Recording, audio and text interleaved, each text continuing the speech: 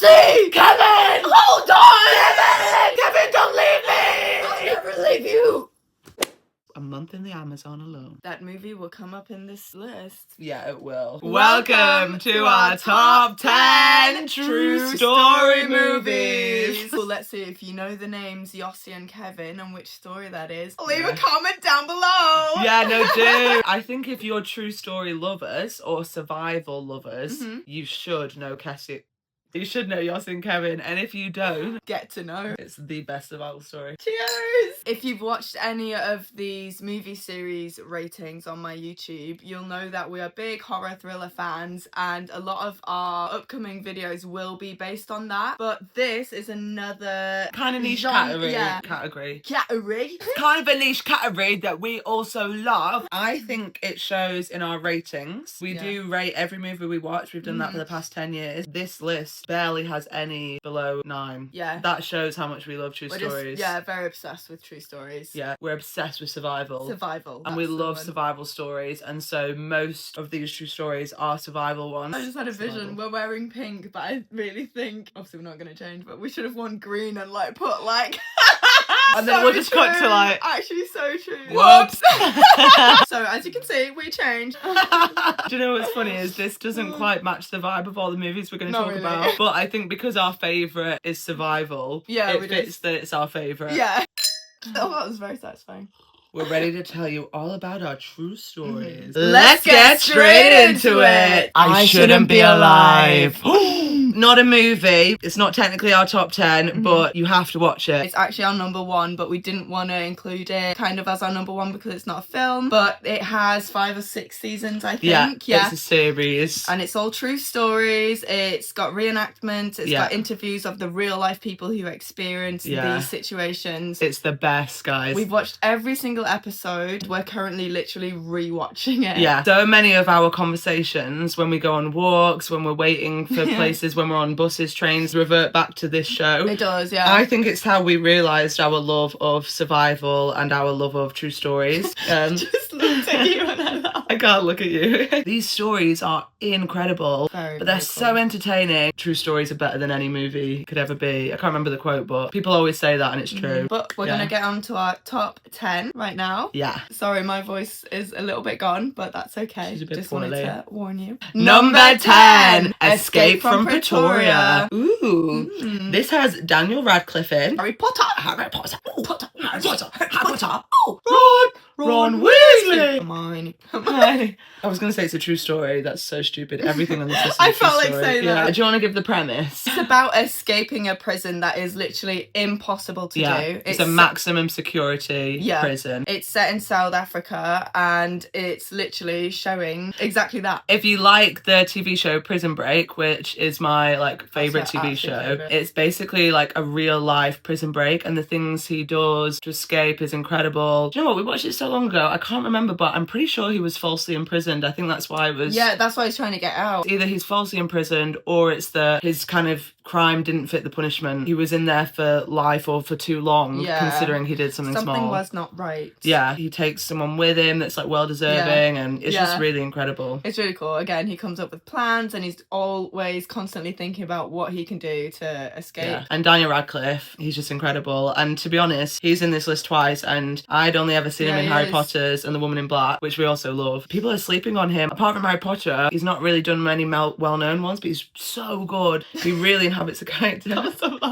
On video you look great, but close up it's so that's when I laughed at you. Lines and then this Mexican. We literally barged into my youngest brother's room and I was like, Rowan, do you have anything camo? And he went, open my cupboard, that bag. And I went, sick. And then we went to my other brother's room and went, Mitchell, have you got anything camo? They're so used to our drama. We gave this 8.5 out of 10. Number 9, the Stanford Prison Experiment. The concept of this is crazy. I think that's why it's so good, because just knowing that this actually happened, it's like, how did this happen? A, allowed to happen, but B, how did this happen? Because it was basically a social experiment that took place in Stanford University. In real life, the people that did the social experiment started to believe it was real and got so into it, and the things that happen. They literally go AWOL. Insane. Like, yeah, it's unbelievable how an experiment that they all know is fake just shows how mental situations can affect you as a person. It's just really impressive. And it's got big actors in. I'm not even going to bother listing them. Basically, every actor is like a really famous actor. The concept alone is why you should watch it, because the fact that happened is genuinely mind-blowing. We were watching it going, no, but that's your buddy. That's your buddy. Yeah, so true. Yeah, and it's like a 2-week experiment or something like that. It's like you would assume that social experiments would get to you, or you'd believe it's real after like months. It's like a 2-week experiment, I'm pretty sure. Yeah, it wasn't that long really, was it? We gave this an 8.5 out of 10. Well done. I don't know why I tried to do the hands, but that's your sign language skills there.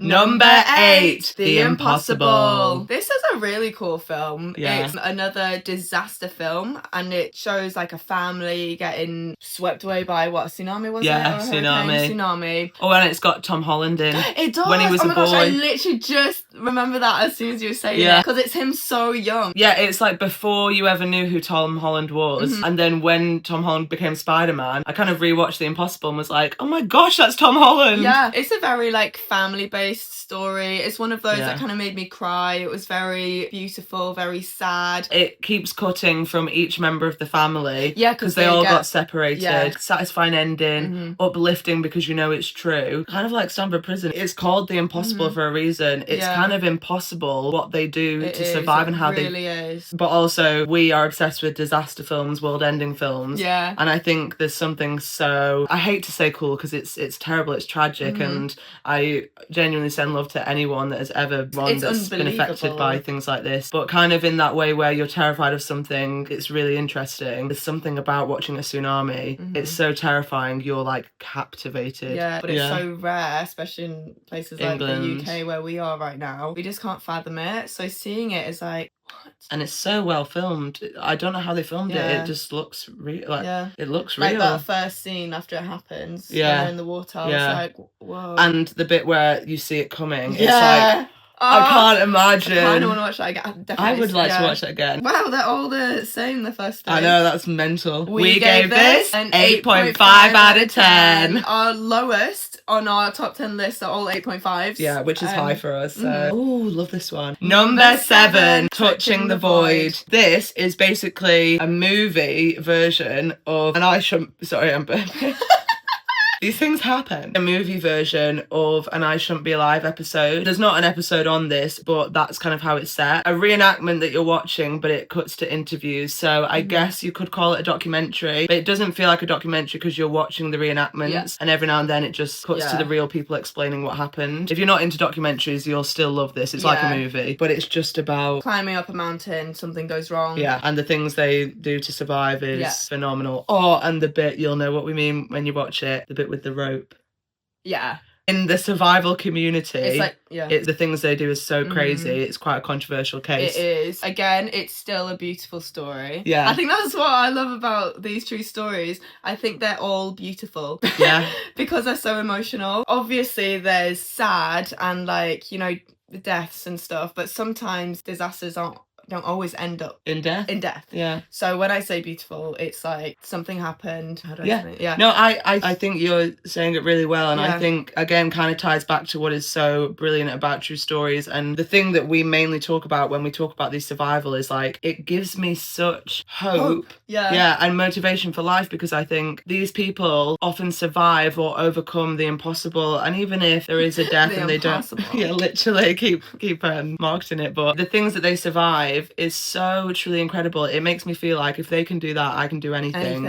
And that's what we've learned by watching I Shouldn't Be Alive as well. You're stronger than you think you know, and all these people get to a point where they're like, there's no way I can survive this, and then they do something that truly is inhumane. It's that insane. And Touching the Void is just a remarkable story. It really is. Amazing. We gave this a 9 out of 10. Number 6. Oh shit. Number 6, Deepwater Horizon. Wow, this one I personally really like. It's really good. It's a true I keep wanting to say true story. It's about about people working on an oil rig, but something goes incredibly wrong. This isn't a spoiler, but there are deaths in this. There's lots and lots of people working on this oil rig. I think it's based in Mexico. I think it's off the Gulf of Mexico. Exactly, yeah. There are a few really incredible actors in this. We've got Dylan O'Brien, who we love. Beautiful boy. Kind of my celeb crush since I was about 15. Yeah. And Mark Wahlberg as well. Yeah, I love him. Yeah.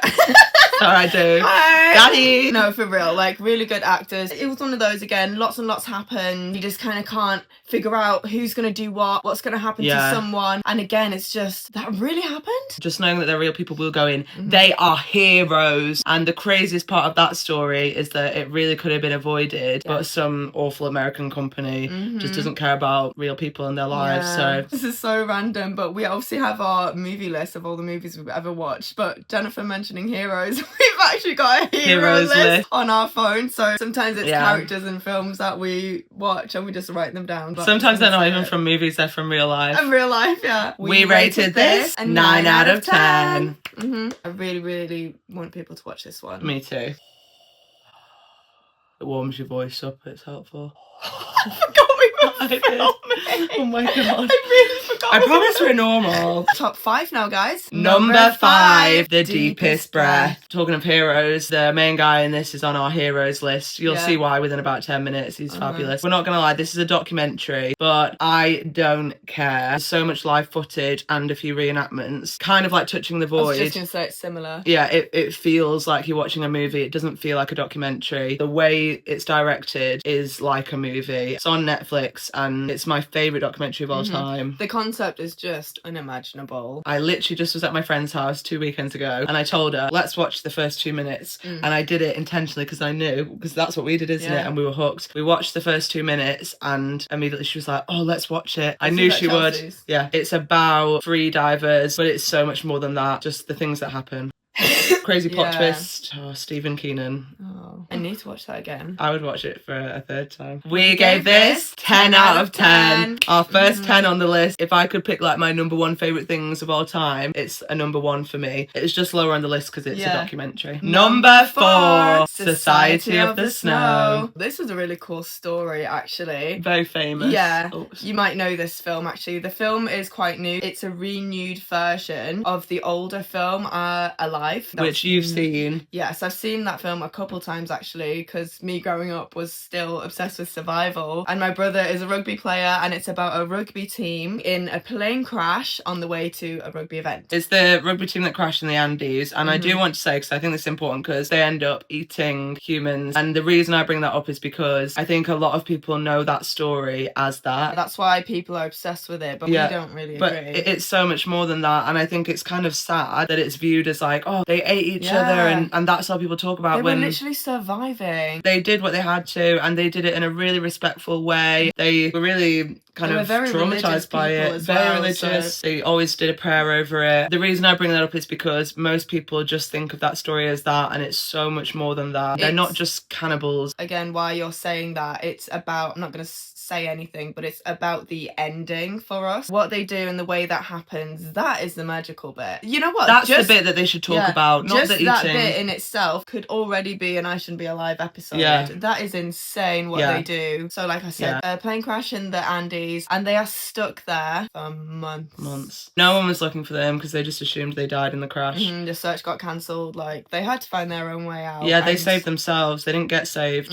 They saved themselves. They did. A very large sum survived. 30 odd survived the initial crash. So watch it, that's all I'm gonna say. Society of the Snow remake of Alive, but Society of the Snow has a bit more information. It's newer, 2024 I believe, and it is in Spanish. Oh, I forgot. But again, it's so visual, it doesn't matter. We gave this 8.5 out of 10. It's only slightly lower because Erica's read the book, seen Alive, I've listened to lots of podcasts on it, so we almost wish that there was some details in that we know about. But obviously it's a movie, they can't put in every detail. We just knew a bit more than was actually portrayed. Everything they said was still true. So. I tell everyone to watch these movies, even if they're not like survival fans. Number 3, Jungle. Oh, that was the scene we were doing in the intro. Yes, it was. You know, if you clock it, Yossi and Kevin. This is what got us on to Daniel Radcliffe, isn't it? Because he is fab in this. So he's I the main think it's the character best in film this. he's ever done. I agree. And the best acting he's ever done. Don't you forget that it's Daniel Radcliffe. The whole time. Because he uses the accent of yeah, yeah, and it's really good. There's actually an I Shouldn't Be Alive episode about this, so we watched that after Jungle. Yeah, but you have the real Yossi, the main character who Daniel Radcliffe plays, and you see him do the interviews, and we saw Talk it about after watching this film, and we were like, oh my that's gosh, the real Yossi. Yeah, and when we watched this film, it was so mental and we were so obsessed. Do you remember that night we went into your bed and we both sat there silent for like an hour just Googling about it? Oh my god, yeah. We did. We were literally lying here like this. Yeah, we were Googling everything. Go, did you know this? Yeah. And we were going, that bit was true, but it actually missed out was he also did that. Yeah. He's actually written a book, and we both, how many times have we said to each other, we want to read the book? I think what sells this movie is the ending. For real. Because it's a miracle. It's all about survival, but it's not just survival. It's about the power of friendship and not giving up on someone. We've watched the I Shouldn't Be Alive episode more than once, seen Jungle more than once, and I never do not cry at the ending. I know. And I know their story inside out now. Yeah, I know. Yeah, we do. A lot of the survival stuff we like is where they truly saved themselves and they didn't wait for help. They just had this remarkable strength within them and they saved themselves. He kept fighting. He wouldn't give up. The crazy part about this, which makes it a bit different, is they did save themselves, but it also had a touch of a miracle in, because if it wasn't on this certain day at a certain time that two of them made a certain decision, this miracle wouldn't have happened that allowed them to survive. Exactly. And that's just like mind-blowing. I don't want to talk too long about it, but it's obviously about Yossi, but this Kevin guy is the friend he made and is a huge part of this story. Yeah. He also survived his own miracle before. Yeah. Oh my gosh, yeah. Yeah, it's hard to say without spilling the actual story. Yeah. But just watch it. Not only does all that happen, but at the very end, something comes up on the screen and all I'll say is, Marcus and Carl. We were like, what? No, yeah. Fab movie. Number 3, 2, 1 right now could all be one. Like, yeah. We rated this 10 out of 10. No surprises. 11 out of 10. Yeah, one of my all-time favourite movies ever. Number 2, Eddie the Eagle! My favourite film, I can say, out of any genre. So magical is what I'm going to say. It's a comedy. Really, this was Erica's favourite movie for like years before I saw it. I really liked it. Me and my brother found it years ago. And then I was like, Jennifer, we have to watch this because it's a true story. We love true stories. It's emotional. It's also really funny. It's hilarious. It's got Hugh Jackman in. It's got Taron Egerton. I always want to call him Eggert. Yeah. He also plays the main character in Rocketman. He's in multiple films. Yeah. Carry On now, we've watched. Yeah. It's a very, very beautiful film about ski jumping in the Olympics in, I don't want to say the wrong year, but 1980. I think it was the 60s. Oh, is or it? the 70s. Oh. Her and her brother Rowan had watched it every day for like 5 days in a row. And then Rowan watched it again as well with us. So it was like their 6th day in a row watching it. I was laughing. I was crying out of happiness. It's just a story of hope, never giving up. And determination. It really, truly is. My favourite part of this story, it's about like being proud of your achievement, even if it's not the best. Yeah. You know what I mean? It's like, true. You don't have to be the best of best, but if it's your best, your personal best, then that's all that matters. You can't do more than your own best. You literally cannot. I don't think we could ever do justice how good this movie is. I went on and showed my nieces, my mum and dad. It's like my favourite movie of all time. Yeah. So we gave this 10 out of 10. That's a 20 out of 10. 20 for real. Number 1, Everest. Good to see there. This is unbelievable. In the true story world, almost incomparable. Like I don't even know what to say about this. We both went silent. I don't know how to explain this, but obviously everyone knows how dangerous Mount Everest is and the fact that people die on it every year. So there's nothing new there. It's like one of the worst incidents on Everest ever because it was just an insane. And also had a lot of bad luck. So sad about this film. And it follows like 2 separate teams that Rob Fisher and Scott Hall, they're on our heroes list as well. They kind of... It's Rob Hall. Rob Hall. I literally went... Rob Hall and Scott Fisher, is Yeah. that it? They kind of lead the two teams, Yeah. and they have this really funny relationship where they're in competition with each other, Yeah. but they do like each other. Yeah. And it's crazy how this bad event affects both teams, even though they're on kind Yeah. of different parts of the mountain. And it's Jake Gyllenhaal who plays Scott Fisher Yeah. in this. Here. Yeah, Keira Knightley's in it. Keira Knightley. Yeah. I have this book called Into Thin Air, written by John Krakauer, based on this mountain event of that year, and these characters are all in there. Just if you're interested, this is a really cool story. It's a hard read. It's difficult, I will say that. Look, here's a picture. Wow. Doug, it's Doug! Doug Hansen, he made us cry. I'll never forget Doug. Yeah, the Doug. Hillary Steps. See, we learnt so Hillary much. Step. Yeah, the Hillary Steps is the most dangerous. Rainbow Alley. We learned a lot about Everest. That was another one where we spent a lot of time Googling afterwards. Yeah. I actually want to watch more Everest stories because I know stuff Me like this too. happens all the time. Yeah. But this story is unique because what happened this year is like unlike any other. Exactly, that's what I meant by the bad luck. It was just so unfortunate that this situation happened. Yeah. Obviously, you can have any incidents on mountain climbing, it's dangerous as it is. But yeah. no one expected this to happen. Mhm. Maybe you'll know, maybe you don't, but it really shocked me. Most people die on Mount Everest because of the queues at the top. Yeah. It's actually so Yeah. populated because there's only like a month in the year that you can climb it, something like that, and they go at the wrong time and it takes too long to get back, Yeah. and you kind of have to be back by nightfall or you're not going to make Yeah, it. that's why it's so hard as well. You have a timing situation. Yeah, watch Yeah. it. Scott Fisher and Rob Hall are on our heroes list too, Yeah. because We'll never forget them. I literally feel like I could cry. You're tearing like- up. Oh. We're going to do a few special mentions that didn't make the list, but if you like these movies, then you should watch them anyway. So number 1, 127 Hours. Got James Franco in it. Do you want to give a quick summary? Yeah, I think few people would know it. This guy gets stuck in a rock. Yeah. He is climbing, so his arm gets stuck in between two rocks, and he's stuck there for so long. He has no way out. He's obviously dying at this point. He actually chops his own arm off Yeah. to get out of this situation. James Franco plays it really amazingly. The moment where he starts like breaking his arm and cutting his arm, Oh, it was fabulous. The crazy thing is, the guy that did this was actually vlogging and videoing at the time. He filmed himself cut off his arm. he does. We went and watched some of the real videos, and it's like mad accurate. Next one we've got is Blackfish. Again, slightly cheating because it's a documentary, but we are obsessed Watch with it, this. yeah. We've literally talked about this for years and much. years. One of our earlier watches. Tillicum is on our hero list. Tillicum is literally a whale. But he's like, if anything, the villain of the story. Well, He no, is. SeaWorld is the villain. SeaWorld's the villain, Yeah. but he's kind of portrayed as a villain. You know, he's a baddie. He's on our heroes list, and Yeah. so is Ken Peters. So is Ken Peters. You might know this already, but quickly, the reason Tillicum is a whale is because this is about orca killer whales in captivity in SeaWorld. Yeah. Tillicum is like one of the most well-known whales there. Killed a lot of He people. kills people. We both went, he kills people. Please watch it. It's Yeah. so mad, even if you're not into like animals like that. What they do is they trace Tillicum's life because he was in captivity from a baby, and you can actually track what happens and what causes him to start killing. There's genuine reasons why he kills, so Yeah. it just shows you how mad smart they are and how much feelings they have because he kills for a reason. No, he actually does. He does. They're smart animals. Yeah. That's the biggest thing we learned as well watching this is Yeah. how smart killer whales are. Their brains are like a human brain. They're very, very similar, but they have a huge emotional part of their brain which I'll never forget. Yeah. That is so overwhelming.